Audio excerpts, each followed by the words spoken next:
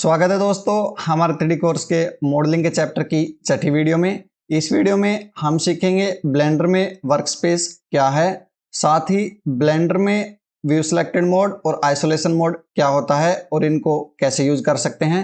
इसके अलावा हम सीखेंगे ब्लेंडर में जब भी हम कोई प्रोजेक्ट बनाते हैं तो उस प्रोजेक्ट को कैसे सेव कर सकते हैं।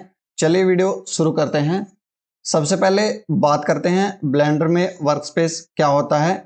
वर्कस्पेस को आप ऐसे समझ सकते हैं जैसे अगर कोई कार की कंपनी है और जैसे कार के पार्ट्स बनाने के लिए कंपनी में अलग जगह होती है, कार को पेंट करने के लिए अलग जगह होती है और कार को असेंबल करने के लिए अलग जगह होती है, वैसे ही ब्लेंडर में किसी ऑब्जेक्ट को मॉडलिंग करने के लिए अलग जगह है, ऑब्जेक्ट को पेंटिंग करने के लिए अलग जगह है और ऑब्जेक्ट का एनिमेशन करने के लिए अलग जगह है। अलग अलग कामों को करने के लिए जो ये अलग अलग जगह बनाई गई हैं ब्लेंडर में, इनको वर्कस्पेस बोला जाता है। जैसे अगर हमें इस ऑब्जेक्ट की मॉडलिंग करनी है तो हम यहाँ मॉडलिंग के वर्कस्पेस पर क्लिक करेंगे और क्लिक करते ही हमारे पास में यहाँ पर मॉडलिंग के सभी टूल्स आ जाएंगे।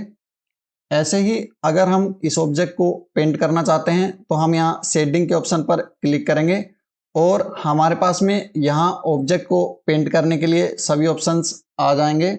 और अगर हम यहाँ एनिमेशन के वर्कस्पेस पर क्लिक करेंगे तो हमारे पास में ब्लेंडर में एनिमेशन करने के टूल्स आ जाएंगे जिनसे हम एनिमेशन कर सकते हैं। ऐसे ही यहाँ पर दिए गए सभी वर्कस्पेस अलग अलग कामों के लिए यूज होते हैं।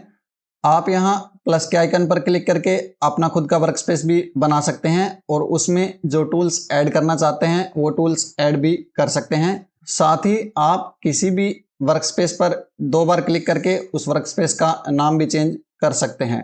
इसके बाद बात करते हैं आइसोलेशन मोड की। जैसा कि आपको पता है आइसोलेशन का मतलब है एकांत में जाना या अलग हो जाना। आइसोलेशन मोड का यूज हम जब करते हैं जब हमारे पास में बहुत सारी शेप होती हैं। जैसे मैं यहाँ पर और भी शेप को ऐड कर लेता हूँ।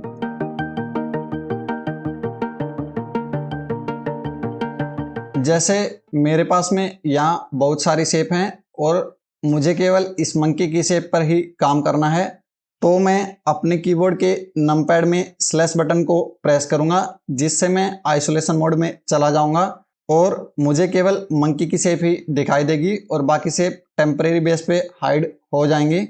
अब मैं इस मंकी में कुछ भी चेंज कर सकता हूँ और जैसे ही मेरा काम हो जाएगा तो मैं फिर से अपने कीबोर्ड के नमपैड में स्लैश दबाकर वापस से आइसोलेशन मोड से बाहर आ सकता हूं।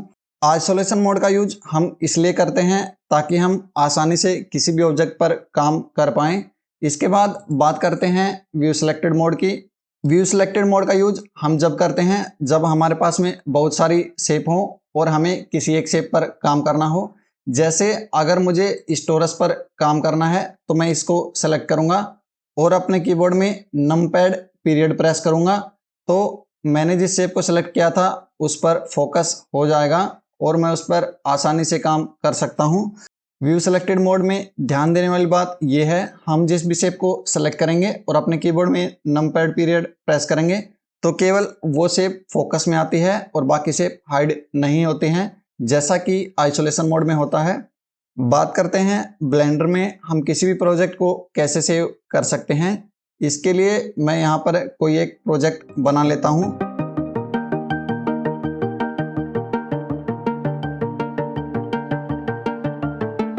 जैसे मैंने ब्लेंडर में ये डस्टबिन का प्रोजेक्ट बनाया है। अगर मैं इस प्रोजेक्ट को सेव करना चाहता हूँ तो मुझे यहाँ फाइल के ऑप्शन पर क्लिक करना है, यहाँ से सेव एज ऑप्शन को चूज करना है और यहाँ से फोल्डर को चूज करना है मैं जहाँ भी अपने प्रोजेक्ट को सेव करना चाहता हूँ।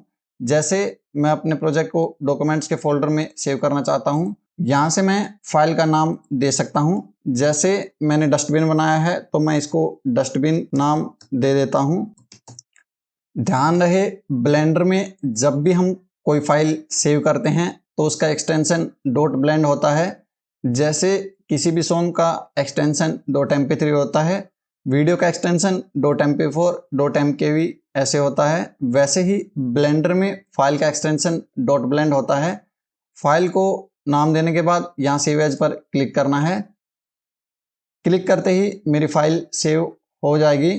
फाइल को ओपन करने के लिए आपको यहाँ फाइल के ऑप्शन पर क्लिक करना है, यहाँ से ओपन पर क्लिक करना है।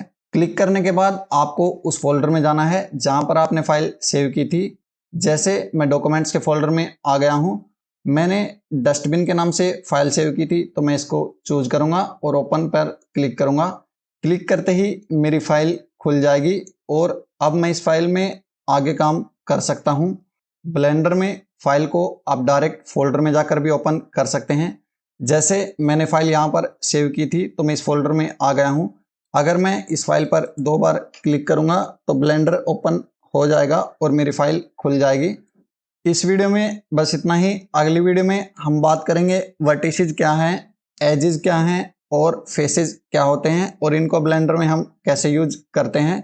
मिलता हूँ आपसे अगली वीडियो में।